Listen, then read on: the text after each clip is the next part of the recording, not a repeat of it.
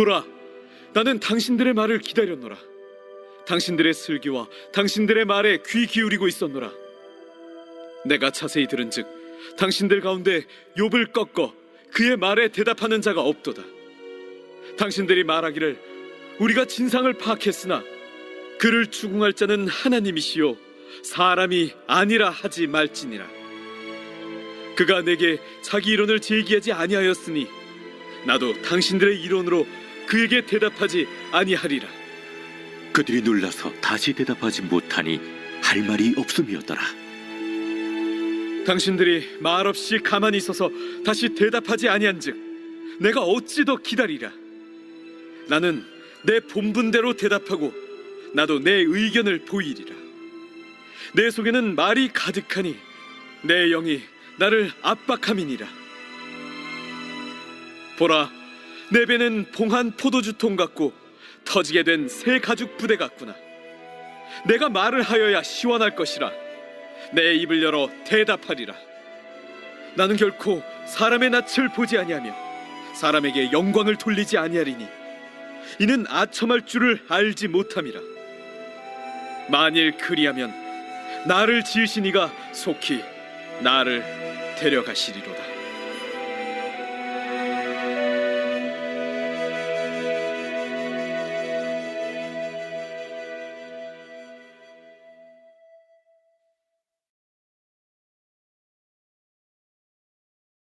오늘 본문 말씀은 엘리후가 말하는 소론 부분에 해당됩니다. 엘리후는 욥과 그의 친구들에게 자신이 말할 수밖에 없는 이런 심정과 또 말하는 자세에 대해서 밝히고 있습니다. 엘리후가 말해야 될 이유는 18절부터 20절입니다. 내 속에는 말이 가득하니 내 영이 나를 압박함이니라. 보라, 내 배는 봉한 포도주통 같고 터지게 된 새 가죽 부대 같구나. 내가 말을 하여야 시원할 것이라. 내 입을 열어 대답하리라 라고 했습니다. 엘리후의 마음에는 할 말이 가득 차 있었습니다. 엘리후의 뱃속에는 할 말이 가득 차서 배가 터질 것 같은 이런 상황이라는 것입니다. 마치 포도주가 가죽 부대에 가득 차서 터지기 직전에 있는 그런 상태라는 것이죠. 엘리후의 마음에는 그만큼 지금 말하고자 하는 이런 그 마음이 가득 찬 것입니다. 무엇이 이렇게 엘리후의 마음 속에 말을 하도록 하였을까요? 말을 하지 않으면 견딜 수 없는 이런 상태가 왜 이렇게 되었을까요? 18절에 보면 내 영이 나를 압박함이라 라고 하였습니다. 자신의 영이 말하지 않으면 견딜 수 없을 정도로 압박을 하고 있는 것입니다. 이러한 것은 하나님의 영이 지금 엘리후 안에서 말하지 않으면 견딜 수 없을 정도의 그런 상태를 만들어 주신 것이죠. 즉 하나님의 영의 감동을 받아서 엘리후가 말을 한다라고 밝히는 것입니다. 엘리후는 무슨 말을 했습니까? 오늘 본문에는 나오지 않습니다. 그러나 일요일과 월요일 큐티 본문에 보면은 엘리후가 하는 말이 기록이 되어 있습니다. 결정적인 말은 욥기서 33장 30절에 있습니다. 그들의 영혼을 구덩이에서 이끌어 생명의 빛을 그들에게 비추려 하심이니라 라고 했습니다. 엘리후가 하고자 하는 말은 고난의 목적에 대해서 말을 하는 것입니다. 그동안 욥과 욥의 세 친구들은 고난의 이유에 대해서 그들이 말을 한 것입니다. 욥은 나는 아무 죄도 짓지 않았는데 내가 왜 이런 고난을 받아야 되나? 고난의 이유를 고난의 원인을 알지 못한다라고 했습니다.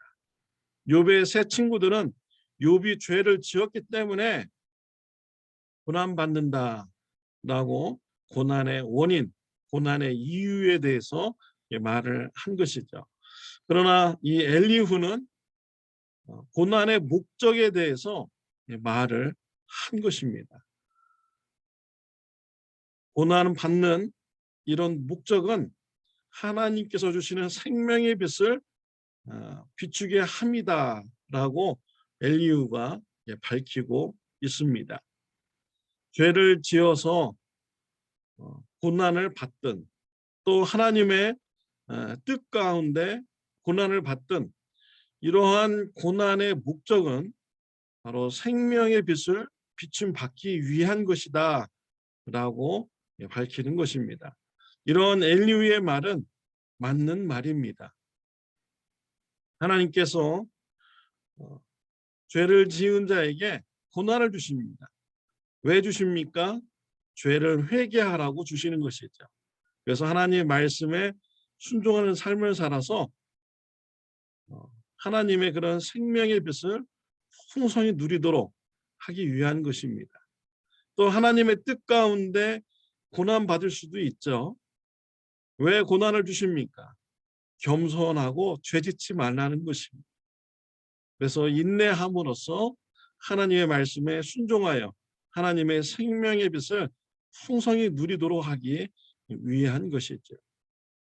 우리는 욥과 같이 또 욥의 세 친구들과 같이 고난의 원인을 우리가 찾을 때가 있고요. 또 그 이유를 알지 못할 때가 있습니다. 우리가 고난받을 때 그 원인을 찾기보다는 그 고난의 목적에 초점을 두는 저와 여러분들이 되시기를 바랍니다.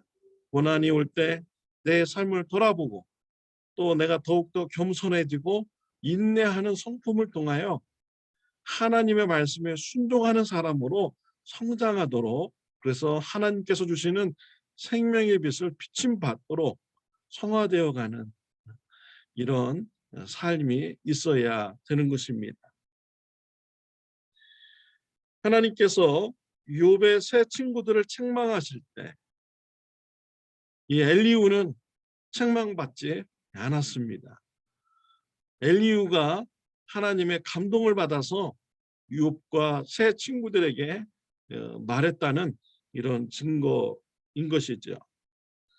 엘리후가 하나님의 영을 감동받아서 말할 수밖에 없었던 것을 우리는 교훈 삼아야 됩니다. 하나님께서는 저와 여러분들에게 때로는 성령의 충만함을 주어서 우리에게 마음이 예수님의 복음을 전하지 않으면 견딜 수 없는 이런 상태로 하나님께서 역사하실 때가 있습니다. 그때 우리는 순종해야 됩니다. 우리의 입술을 벌려서 예수님의 복음을 전해야 되는 것이죠.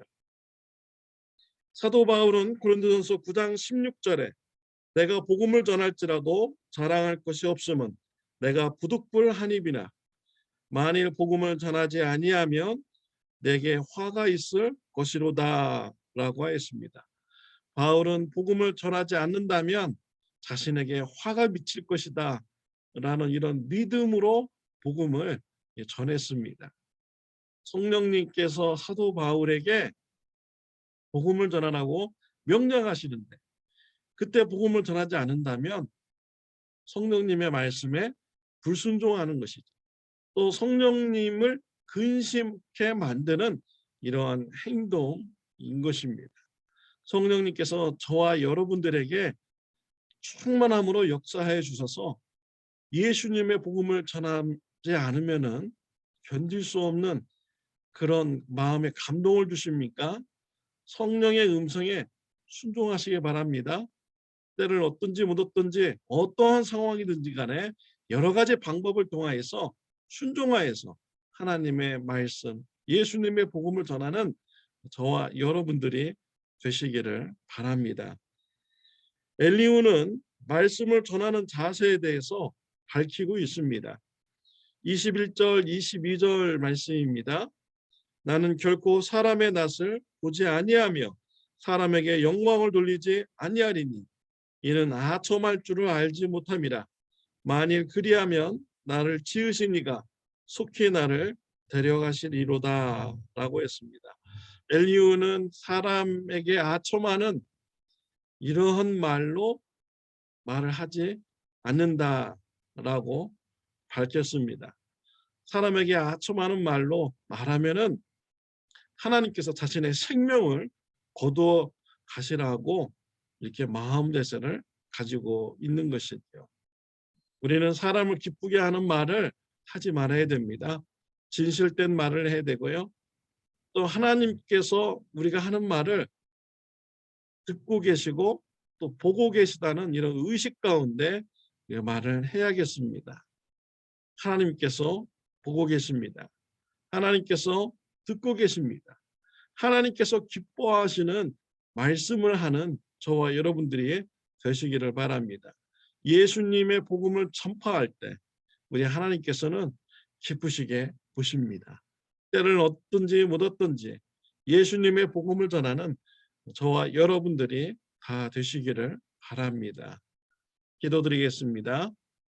하나님 아버지 감사합니다.